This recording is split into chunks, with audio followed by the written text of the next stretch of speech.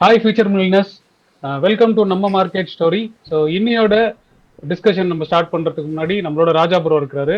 வணக்கம் ராஜா ப்ரோ. வணக்கம் bro. Good so evening to all. இன்னைக்கு எப்படி ப்ரோ போச்சு?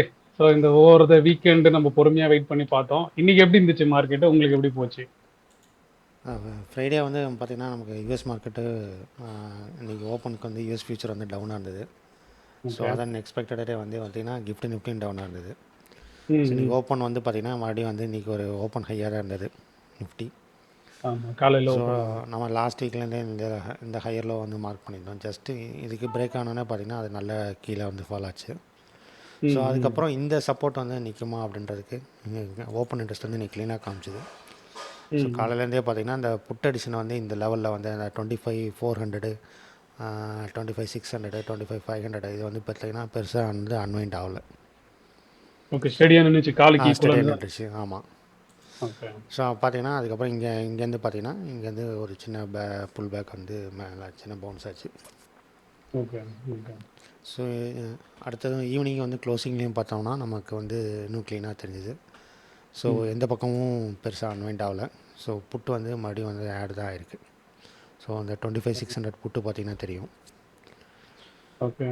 ஸோ இங்கே ஆட் ஆகிட்டு க்ளோசிங்கில் வந்து 1.2 crore வந்து இருக்குது. ஆனால் கால் அந்த அளவுக்கு ஆட் ஆகலன்னு சொல்கிறீங்க? ஆமாம்.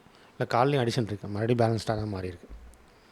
ஓகே. அதாவது என்னன்னா ஒன் சைடா மார்க்கெட் மூவ் ஆகல, போத்தா ரெண்டு பக்கமும் திரும்பி அகைன் பேலன்ஸா வச்சிருக்காங்க. ஆமாம். இன்றைக்கி ட்ராகுக்கு ரீசன் என்னென்னா ரிலையன்ஸோட result Reliance stock heavy weightage இல்லையா, அது வந்து 3% மேலே கீழே போயிடுச்சு. அது ஒரு மெயின் ரீசன். அப்புறம் ஐடியில் வந்து பார்த்திங்கன்னா விப்ரோ டவுனாக இருந்தது. அப்புறம் பேங்க்ஸ்லாம் வேற வந்துச்சுல ஓவர் வீக்கெண்ட் ரிசல்ட்டு. ஆமாம். இப்போ அதான் ஐசிஐசிஐ ஹெச்டிஎஃப்சி வந்துச்சு. ஸோ அதோட ரிசல்ட்ஸை வந்து நம்ம இப்போ பார்க்கலாம் என்னாச்சு அப்படின்ட்டு. ஓகே. ஓகே. ஸோ ஓவராலாக இப்போ மார்க்கெட் வந்து ஒரு மாதிரி எப்படி சொல்றது, பேரிஷ்னு சொல்றதா இல்லை சும்மா நெகட்டிவ் இப்போ சென்டிமெண்ட்? இது நம்ம எக்ஸ்பெக்ட் பண்ணது தானே. இப்போ ஹெவி வெயிட்டேஜ் எப்போ வருதோ அப்போ வந்து இந்த மாதிரி ஒரு வால்டிலிட்டி வரும் கண்டிப்பாக. ம் ம் ம் okay. Okay.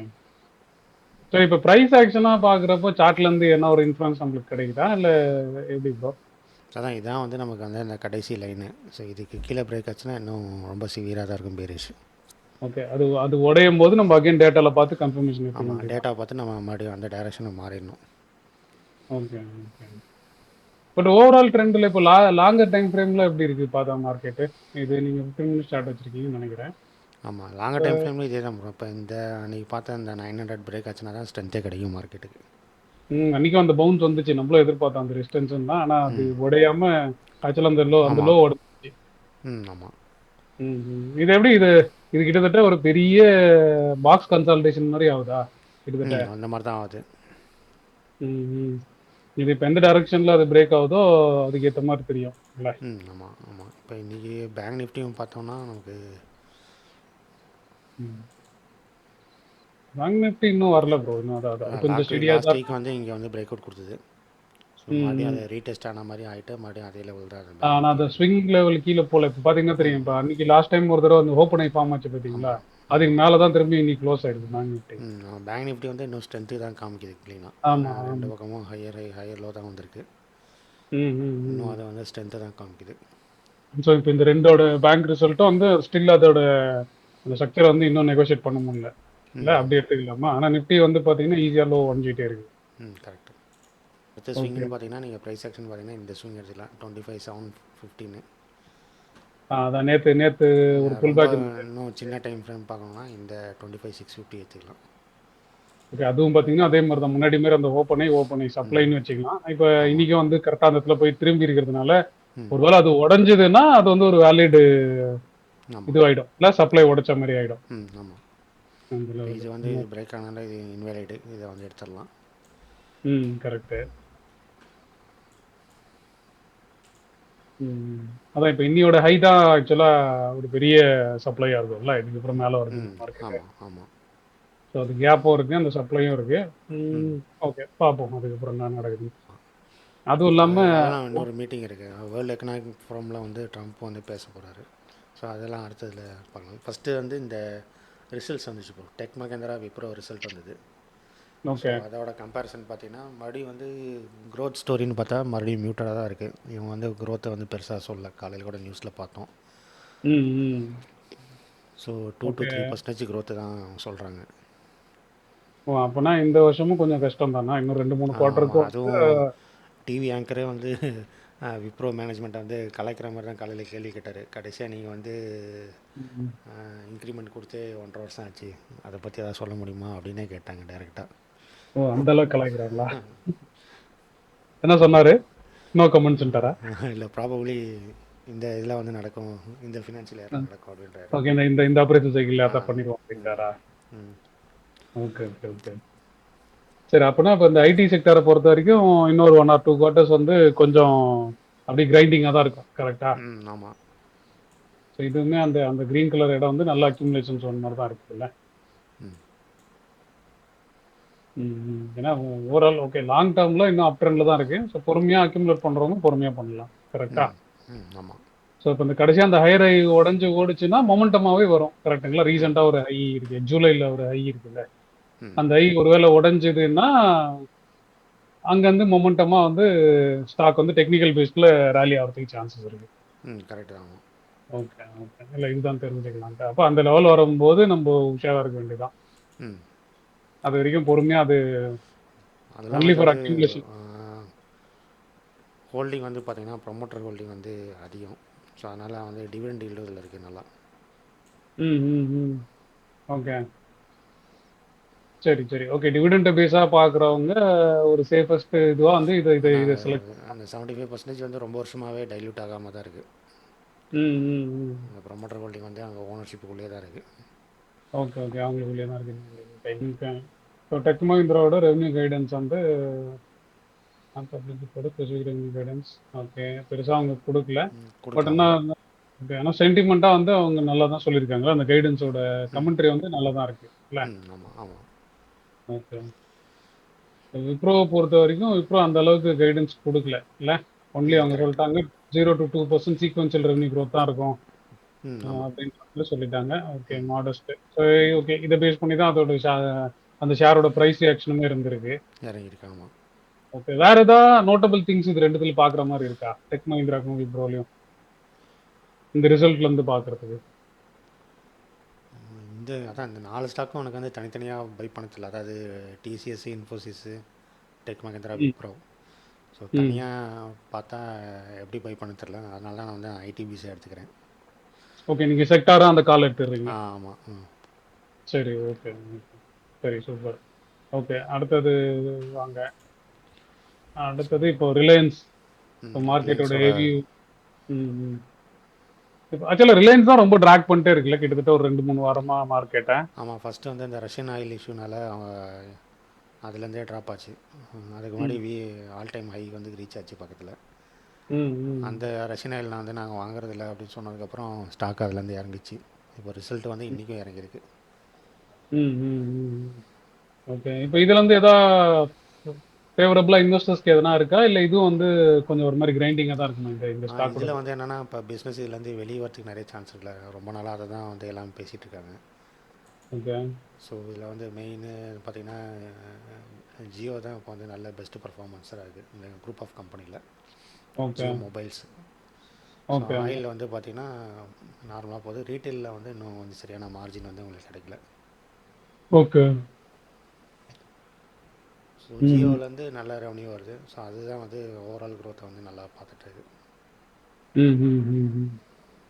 Okay. So revenue மிக்ஸே இன்னும் ஒண்ணும் பெருசா இல்ல. அப்ப இதுவுமே வந்து ஒரு மாரி இது மிக்ஸ்டு பேக் தான் சொல்லணும். இல்ல? ம். ஆமாம். ஆமாம். ஆனால் நிறைய இதெல்லாம் நிறைய இன்ஸ்டியூஷன்லாம் வந்து வந்து பை தான் சொல்லியிருக்காங்க. ஓகே. இத பேஸ் பண்ணி. ஓகே. அந்த அந்த ஏதாவது ரிப்போர்ட் பார்க்கும்போது நம்மளுக்கு ஏதாவது ஒரு கிளாரிட்டி கிடைக்கும். அவங்க என்ன பேஸ் பண்ணி ஆமாம். சொல்றாங்க. ஆமாம். எது எத வந்து மேஜரா அவங்க ம். குரோத் டிரைவரா இருக்கிறாங்கன்றது அந்த ரிப்போர்ட் ஏதாவது பார்த்தா நம்மளுக்கு தெரிய வரும். இல்ல? ஆமாம். ஆமாம். இப்போ இதுலேருந்து இந்த பிஸ்னஸ்லாம் வெளியே வந்துச்சுன்னா அது தனி க்ரோத்தாக இருக்கும். ஸோ ம், ம். அதனால் இதை வந்து லாங் டேர்முக்கு வந்து எப்போனாலும் நம்ம அக்யூமுலேட் பண்ணணும். ஸோ வாங்கி வச்சீங்கன்னா இது டீமர்ஜர் ஆகும்போது அந்தந்த ஷேர் தனித்தனியா வந்துரும் ஆமாம். இல்லைங்களா?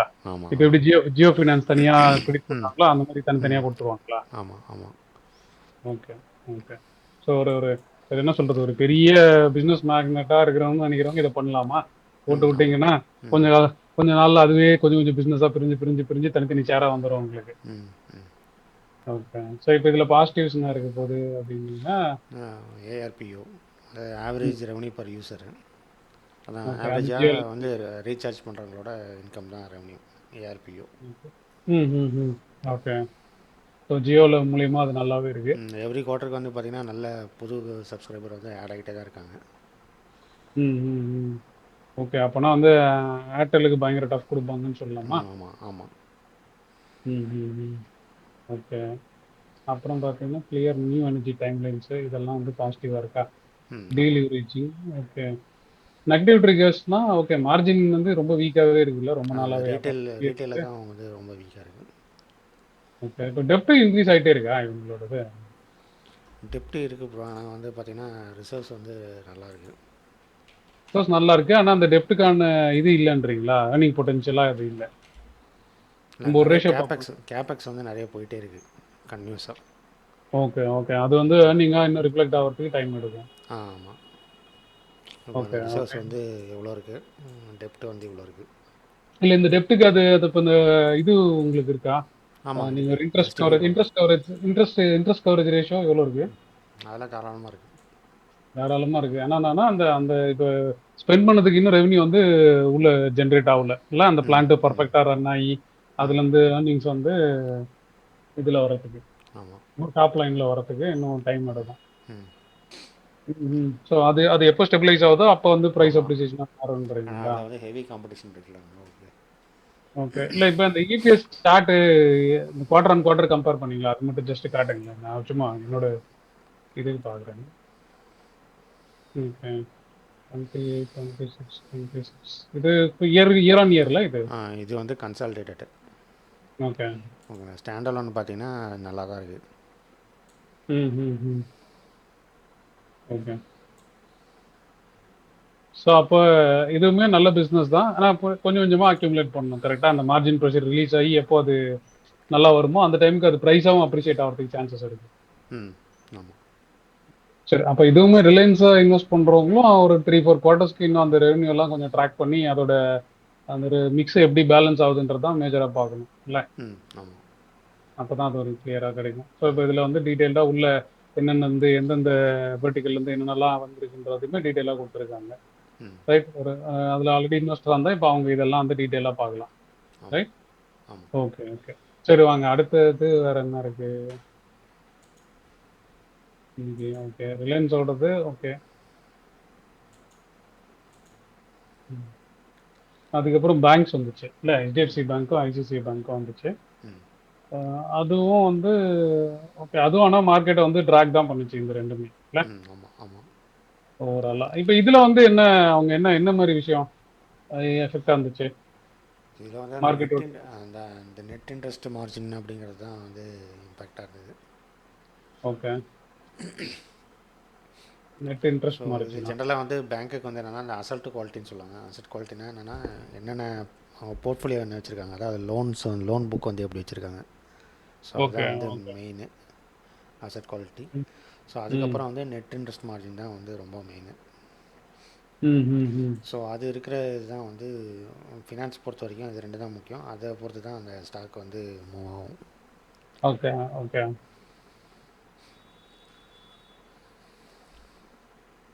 ம், ம், ம்.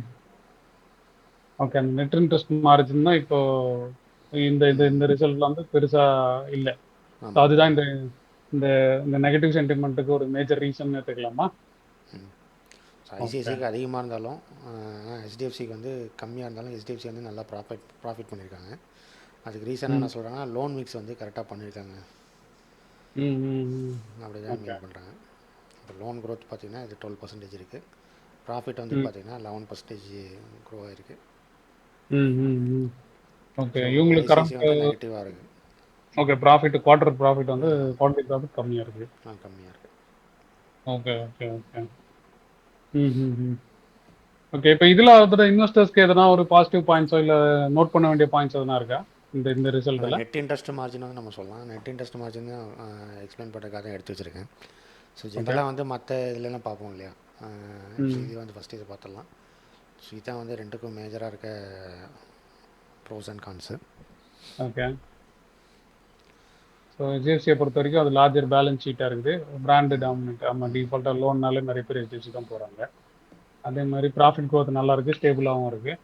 Preferred for dividends. Okay. HDFC பேங்க்கை பொறுத்த வரைக்கும் டெபாசிட் மொபிலைசேஷன் அன்சர்டனிட்டியா, ஓகே. அவங்களுக்கு டெபாசிட் வந்து எப்போ பார்த்தாலும் லிக்விட் ஆகிட்டே இருக்குன்ற மாதிரி சொல்லலாமா அது ஆமாம். அவங்களோட நெகட்டிவ்ஸ்ன்றது? ஓகே. ஓகே. இப்போ லோன் ரீப்ரைசிங் ஸ்லோ ஆச்சுன்னா இப்போ மாற்றி. Okay, obvious. இன்வெஸ்டர் எக்ஸ்பெக்டேஷன்ஸ் ரீ ஆக்சுவல். ஓகே. ஐசிஐசிஐ பேங்க்கை பொறுத்த வரைக்கும் மார்ஜின் வந்து பெட்டராக இருக்கு இல்லை? ஓகே. என்ஐஎம் வந்து இவங்களுக்கு ஜாஸ்தியாக இருக்குது. நெட் இன்ட்ரெஸ்ட் மார்ஜின் வந்து ஐசிஐசிஐக்கு வந்து ஜாஸ்தியாக தான் இருக்குது. ஓகே. ஆனால் அவங்க ஒரே ஒரு விஷயத்தில் வந்து அந்த லோன் மிக்ஸில் வந்து அவங்க குவாலிட்டியாக கொஞ்சம் வச்சுருக்காங்க, ஸ்டேபிள் அண்ட் ஆமாம். குவாலிட்டியாக. ஆமாம். ஓகே. ஓகே.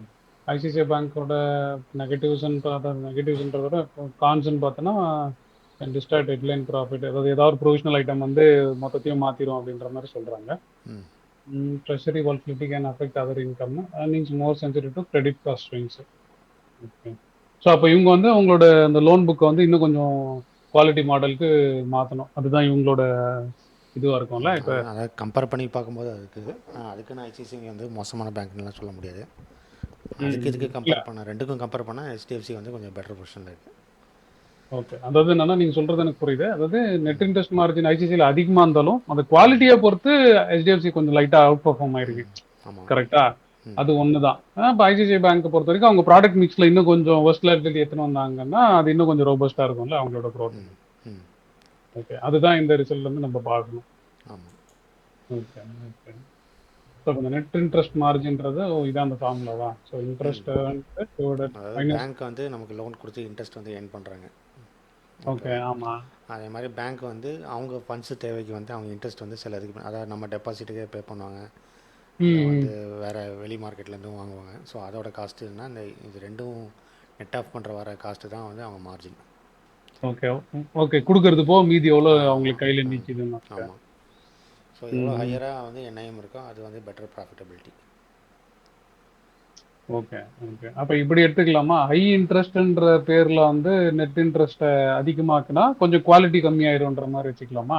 அன்செக்யூர்ட் லோனுக்குலாம் இன்ட்ரெஸ்ட் ஜாஸ்தியாக இருக்கும், கரெக்டா? ஆமாம். இப்போ அதான் வந்து இப்போ பார்த்தீங்கன்னா என்பிஎஃப்சிலாம் பார்த்தீங்கன்னா எப்போவுமே ஹையராக வந்து என்ஐஎம் இருக்கும். ஓகே. ஓகே. புரியுது, புரியுது.